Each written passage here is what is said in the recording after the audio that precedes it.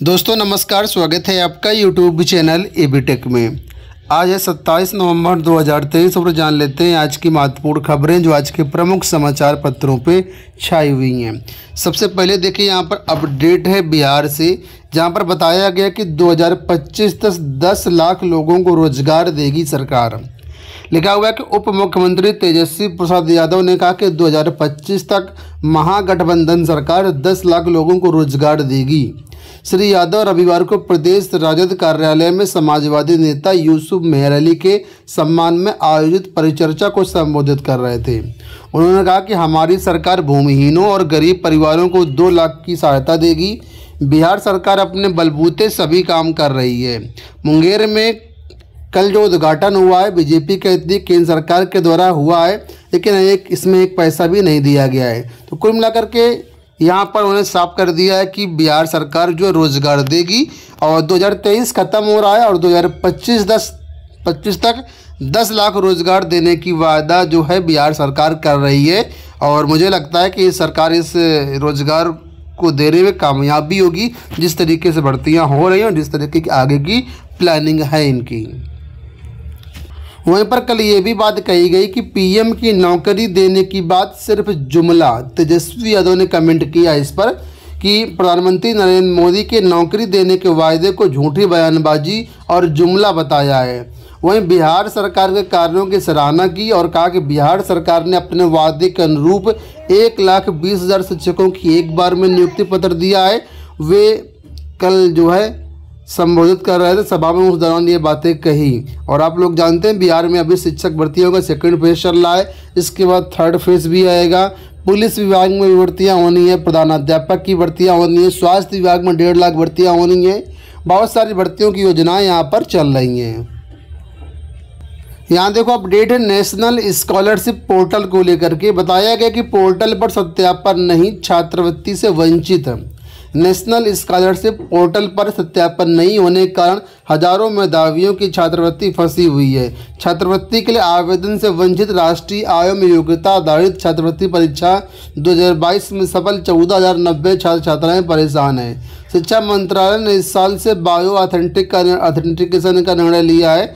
जिला स्तर पर डिस्ट्रिक्ट नोडल ऑफिसर यानी DIOS और स्कूल स्तर पर इंस्टीट्यूट नोडल ऑफिसर यानी प्रिंसिपल का बायो ऑथेंटिकेशन होना है। इसके लिए DIOS और प्रिंसिपल का आधार नंबर अपलोड करने के साथ ही उनके फिंगरप्रिंट की मैचिंग कराई जानी है। इससे पहले आधार जो है सिर्फ आधार नंबर और OTP सत्यापन हो जाता था। क्योंकि आवेदन की अंतिम तिथि 30 नवंबर में सप्ताह भर का समय बाकी है, हालांकि आपको सप्ताह भर भी नहीं बचा है और इस वजह से यहाँ पर छात्र छात्राएं परेशान हैं। 29 अप्रैल को इसका परिणाम जारी किया गया था, लेकिन अब तक जो है यहाँ पर जो है छात्रवृत्ति के लिए जो फॉर्म नहीं भर पा, सत्यापन नहीं हो पा रहा है। UPPSC से बड़ी अपडेट्स निकल के आ चुकी है। यहाँ पर देखिए कि PCS का रिजल्ट इस बार रिकॉर्ड समय में देने की तैयारी। PCS 2023 का अंतिम चयन परिणाम 9 माह में जारी होने की उम्मीद है। तो उत्तर प्रदेश लोक सेवा आयोग इस बार रिकॉर्ड समय में PCS 2023 का अंतिम चयन परिणाम जारी करने की तैयारी में है। मुख्य परीक्षा की कॉपियों का मूल्यांकन अंतिम चरण में है। जल्द इसका रिजल्ट भी जारी कर दिया जाएगा। इसके बाद इंटरव्यू करा करके अंतिम चयन परिणाम जारी किया जाएगा। आयोग ने PCS 2022 का अंतिम चयन परिणाम 10 महीने में जारी किया था, जबकि PCS 2023 का अंतिम परिणाम जो है 9 महीने में जारी करने की तैयारी है। मुख्य परीक्षा के पैटर्न में बदलाव के कारण भी इस बार जो है रिकॉर्ड समय में थोड़ा सा कमी आएगी। रिकॉर्ड जो है जल्दी बन जाएगा और मुख्य परीक्षा से वैकल्पिक बस हटा जाने के बाद अब स्केलिंग की भी ज़रूरत नहीं रह गई है। स्केलिंग ना होने से कॉपियों का मूल्यांकन पहले के मुकाबले कम समय में पूरा हो जाएगा।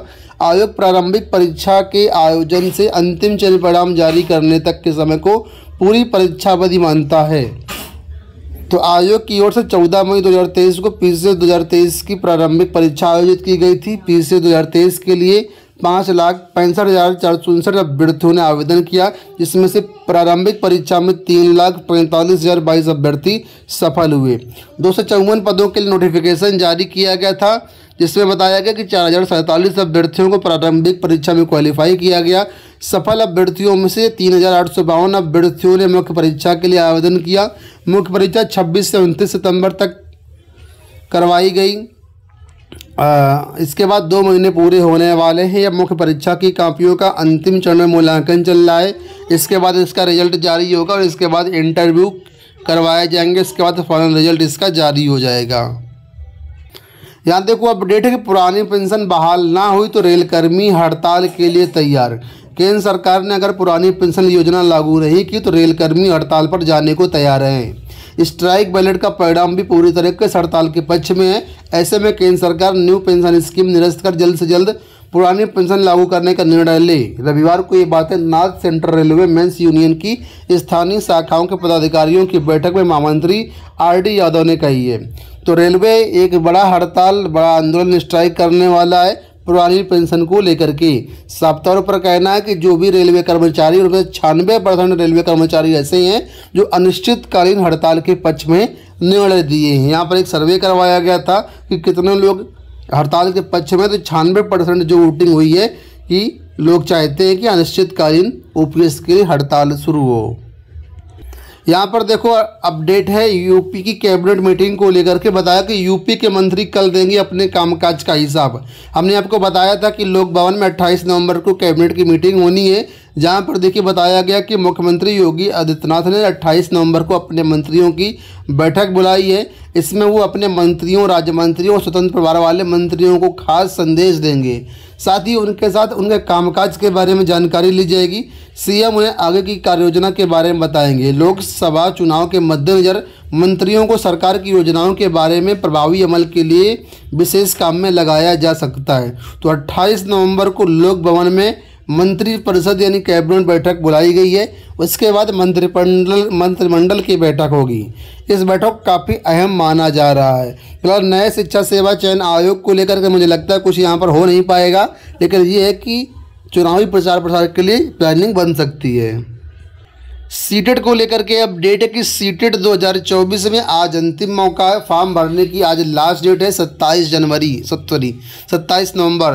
तो जो भी अभ्यर्थी अभी तक फॉर्म नहीं भरे हैं तो आज जो है फॉर्म भर दीजिएगा, रात तक मौका। जनवरी 2024 में इसकी परीक्षा होनी है, उसी के बारे में यहाँ पर अपडेट दिया गया है। ठीक है, यहाँ पर देखो अपडेट है कि संविधान दिवस पर राष्ट्रपति को भेजा पत्र। संविधान दिवस के मौके पर संयुक्त युवा मोर्चा केंद्रीय टीम सदस्य व युवा मंच संयोजक राजेश सचा ने राष्ट्रपति को पत्र प्रदर्शित कर गरिमापूर्ण आजीविका और नागरिक अधिकारों को सुनिश्चित करने के संवैधानिक प्रावधानों को लागू करने की अपील की है। देश भर में रोजगार अधिकार कानून बनाने, सार्वजनिक क्षेत्र के रिक्त पड़े 1 करोड़ पदों को तत्काल भरने, आउटसोर्सिंग व संविदा व्यवस्था समाप्त करने, रेलवे, बैंकिंग, पोर्ट, बिजली, कोयला, संचार जैसे महत्वपूर्ण क्षेत्रों में निजीकरण बंद करने के जैसे सवालों को गंभीरता से लिया है और इन सब पर जो तत्काल जो है मांग करी है कि व्यवस्थाएं और जो भी चीज़ें हैं वो सुनिश्चित की जाएं। तो संविधान दिवस पर राष्ट्रपति को पत्र भेजा गया है।